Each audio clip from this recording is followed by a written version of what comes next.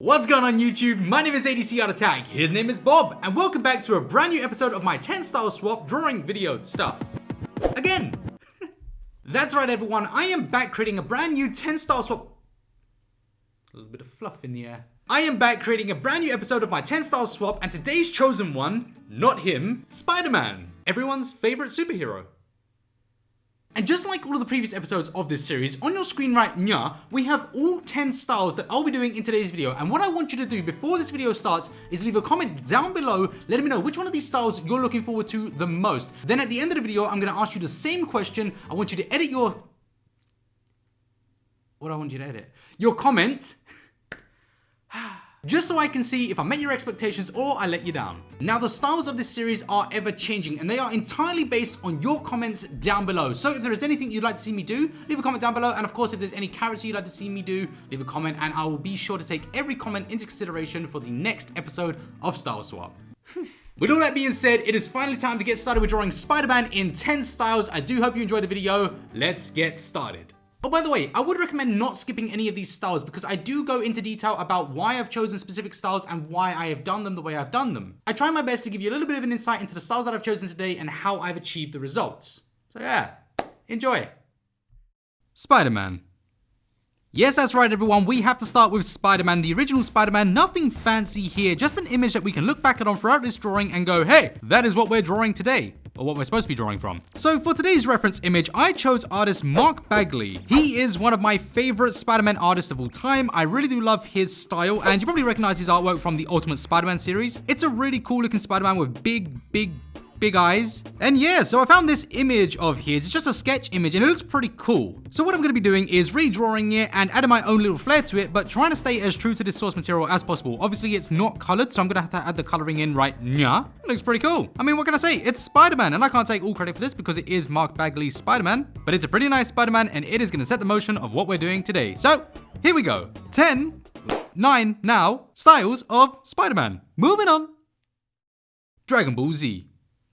Okay, now Dragon Ball Z is one of my favorite animes of all time, and I've been drawing it for around 2 decades, so I'm pretty familiar with the style, and this should be a breeze. No, really, it should actually be quite easy. Spider-Man is such a simplistic character on the surface, and while in Dragon Ball, there's not really been any characters who wear masks, which does pose a little bit of an issue trying to figure out how they would do it. But one huge benefit is the fact that Spider-Man's mask is super tight to his head. So all we gotta do here is just draw a basic model of a Dragon Ball character and apply a Spider-Man skin to it.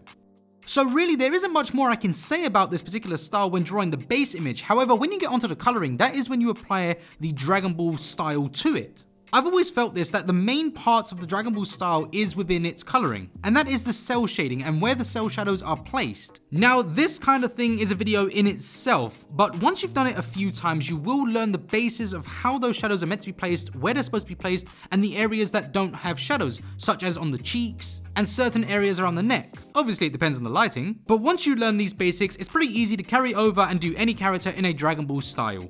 And with that being said, here is Spider-Man as a Dragon Ball Z character. This is probably the easiest style that I'll be doing today, but it was a great warm-up and it's time to move on. Tim Burton.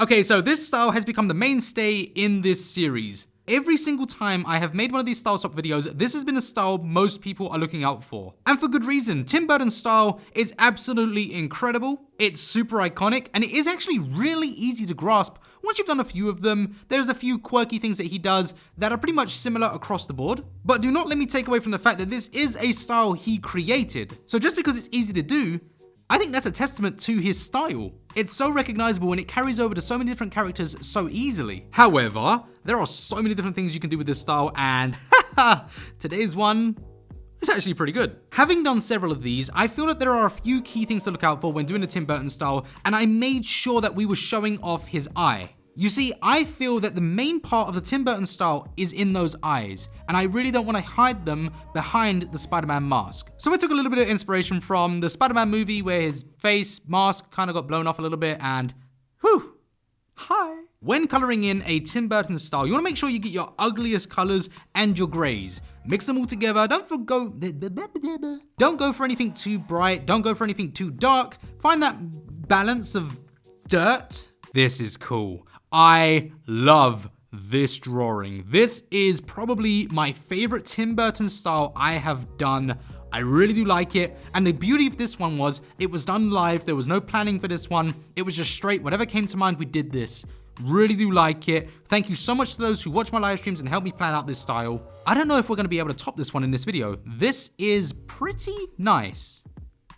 Moving on. Pixel.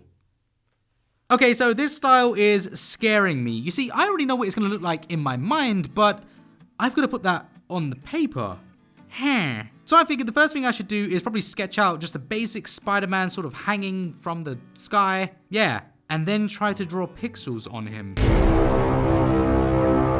This was single-handedly the longest process of any drawing I've ever done, ever. But oh my god, this entire thing took me around 6 hours to complete, drawing so many tiny little squares. The problem wasn't drawing the squares actually, it was planning out how I'm gonna do them, where they're gonna go. That was the main issue with this one, because they needed to make sense, but they couldn't be too bundled together that details were lost. I wanted everything to be visible and to make sense. And then when you factor in that I'm actually using a alcohol marker to do some of these squares, it's not bad. I mean, really, what do you think about this one? This looks... I like it a lot, and I think I like it a little bit more than perhaps I should, based on the fact that it took me so long and I know just how long it took me to do this one. So I have a little bit more appreciation for what I've created here. It's nothing special, it's nothing spectacular, but I think we captured the style. It's my first attempt at ever doing a pixel style, so yeah. Moving on. Tattoo. Okay, so tattoo. Now, this is a style, I've not done it in a very long time. Now, I am no tattoo artist. Let me just preface that right now. But for this style, I chose to go for a tribal type design. I figured a tattoo can be anything. It can be Spider-Man as is. I could have just done a portrait here. So any of these styles that I'm doing today could have filled this void. So I figured the best style I could choose to really capture the tattoo effect would be tribal. I'm no expert on tribal tattoos. I've done a few in the past and they've been pretty successful. They've gone out there, a few people have them tattooed on them, which is pretty cool. But really, I had no idea what I was doing, and by the end of it, we have a tribal tattoo Spider-Man. I don't know, if you're a fan of this one, let me know in the comments. I don't know what to think about this one. I think it looks like Spider-Man. It's a bit boring though for a style swap, but I guess if that's just a byproduct of this style, it can't be all that bad, right? Moving on. DC Comics.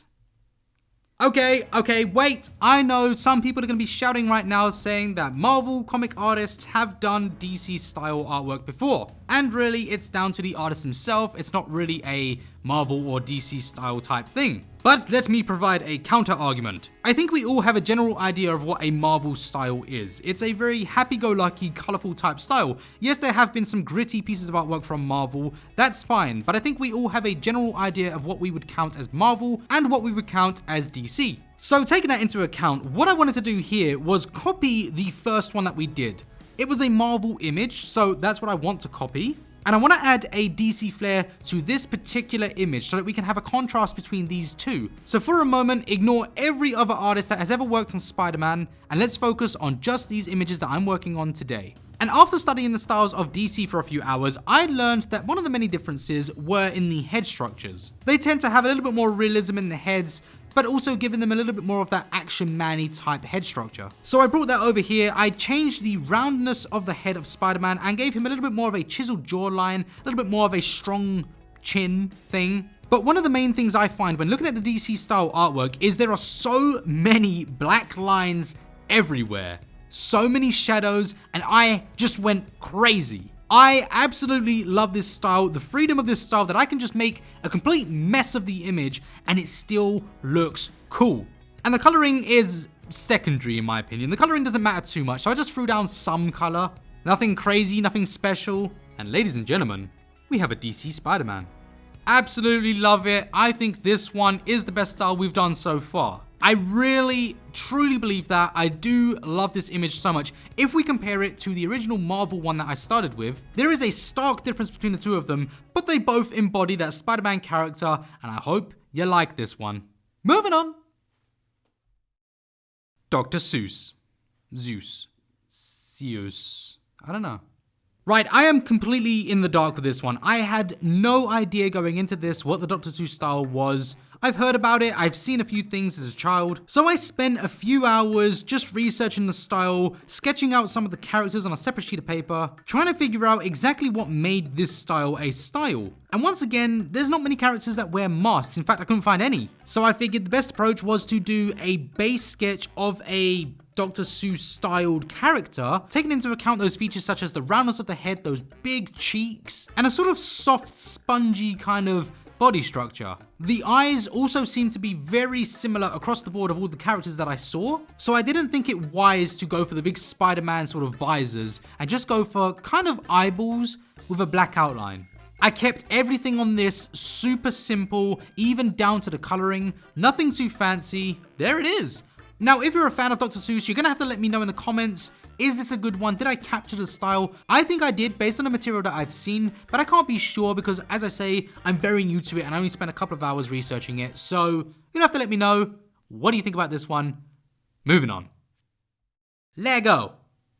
Probably gonna be the easiest style to do, to be honest. Well, wait, no, it might be a little bit difficult. I mean, coloring it is going to be a problem. But there has been so much Spider-Man Lego material out there that it would have been wrong for me to have not just kind of taken massive inspiration from them. So this is the laziest of all of the designs today because I had so much material to work from. And I'll be totally honest, this was the easiest and quickest one for me to complete. Now, I didn't directly copy any material in particular. I changed up a couple of things. I did find some difficulty with doing the coloring itself. You need to capture that sort of glossiness of Lego, which was a little bit difficult, and the roundness as well.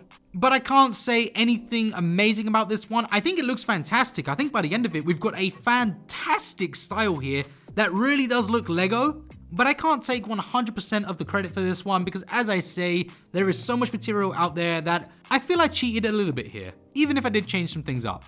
Moving on. Creepy. Alright, I gotta say, by the end of this one, I should probably rename this one Horror because this one is... wow. This is a scary, scary drawing I've done today. So this style came about off the back of Tim Burton in a previous video where I had so many ideas for Tim Burton, but one of them was a little bit creepier than the others. And that sort of holds true here. This was actually a scrapped one for the Tim Burton one. As many of you know, I like to sketch out a few of these ideas before I actually commit to one of them, especially with Tim Burton, as there's so many different ones that I could do. But this one was a little bit too creepy.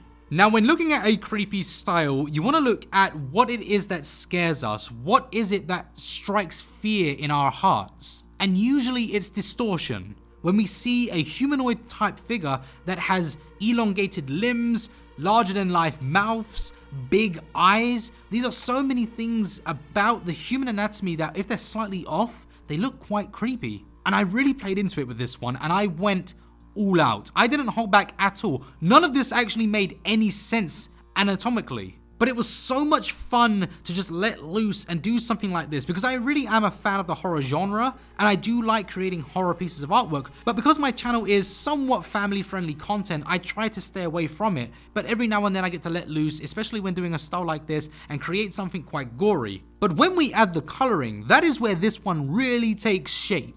You see, there are so many features I can't add right now because it'll just smudge. I can't do the webbing, which is going to be quite different than normal. So I got to lay down these colors and I chose a similar color palette to what I would choose for a Tim Burton style. However, I added a bright orange as a base. So while we do have those sort of grayish type tones, we have that little highlighted base that shows through it as well.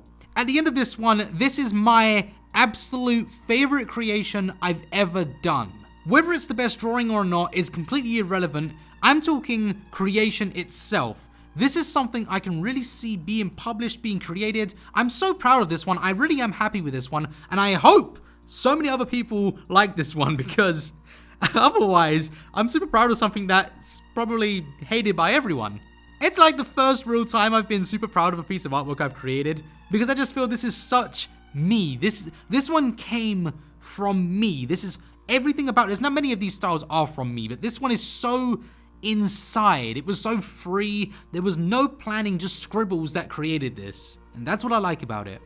The freedom of creating a super scary, creepy me. I don't know what I did. Spider-Man. I lost my words. Moving on. Portrait. Okay, so here we are. This is the last of the style swaps, and it has to be portrait. Now, I gotta start by saying I am not a portrait artist, but in my previous episodes, all of you have been super nice about my portraits, so this is a main staple now. I would classify myself as more of a comic book type, manga type, artist type person. I certainly do not specialize in portraits, but these are pretty fun to do. They're pretty chilling, they're pretty relaxing, but they do take an awfully long time to complete. So I cut corners where I can, as you'll see in a moment. But for today's portrait, I figured I would choose my personal favorite Spider-Man of all time, and that is Tobey Maguire. Now, over the years, many different actors have played the role of Spider-Man, and each of them brought their own flair to the character. None of them have been necessarily terrible or bad. They've just all been so different from each other that it's unfair to compare them, and you should just take them as what they were. That being said, the original Spider-Man, Tobey Maguire, was my favorite because it just had a very comic booky type feel to the movies. It didn't take itself too seriously, but it wasn't that modern type humor that you get with the Tom Holland one. Whether it was accurate to the comics or not was irrelevant for me. I just wanted a fun movie, and for me, Spider-Man 2 is probably the greatest comic book movie ever. Infinity War? Okay, it's a second best. Still a good movie. And to quickly touch on my little shortcuts with these portraits, I leave a lot of blank spaces. I just focus on those shadowy areas, things that I think are the most important features, and let the rest of it fill itself in. I try not to take it too seriously because, as I said, I'm not a portrait artist and these things take a very long time. Coupled that with the fact that they are mixed in with all of these different styles, it takes me around a week to complete a video, which is a really long time to do, but there it is. Tobey Maguire as a portrait. What do you think about this one? I really do like this one. I think I really captured the eyes pretty well. The rest of it is, you know, up in the air about it, but the eyes were the main focus for me, so I'm pretty proud of them, pretty happy with them. Can't really complain too much about it. It looks like Tobey Maguire, I think. Let me know. Moving on. Oh yeah, right, that's it. Well, everyone, there we have it. There are the 10 styles of Spider-Man by me, ADC. Hello. Okay, I know I say this every single episode, but I just feel they get better and better every time we do it. This is easily my favorite episode in this series. Really had a blast doing this one. It took me the longest of any of the series, but I think we created such a variety of styles here. Many of them true to the style themselves, and I can't say amongst any of these that there's one I'm really disappointed with, which is very unusual. So amongst all 10 of these styles right here, which of them is your favorite? And if you're wondering which of these styles is my personal favorite, well, I think I already answered that during this video, but my favorite of today's piece is the creepy one, for the many reasons I gave during this video. And I think that says enough about my taste. I'm a creepy man. Well, everyone, there you have it. The video is complete. What did you think about it? Did you enjoy today's video? I hope you did. And if you do remember the question that I posed to you at the beginning of this video, it is time to edit your comment. Which style were you looking forward to the most? And now, which style is your new or same favorite? Really excited to read those comments because I'm curious to see if I met your expectations or I changed your mind. Well, unfortunately, that is all we have time for today. I'm sorry this video took a little bit longer to make than the previous episodes. I did try my best to put as much effort into this one as I possibly could, and it did take quite a bit of time. But anyway, that is all we have time for. From myself, from Bob, we look forward to seeing you all in the next video. Take care, have a lovely day, have a lovely life. And that sounds sad. Like, we're never gonna see each other. We'll see each other again. I'll see you in the next video. Take care, bye-bye.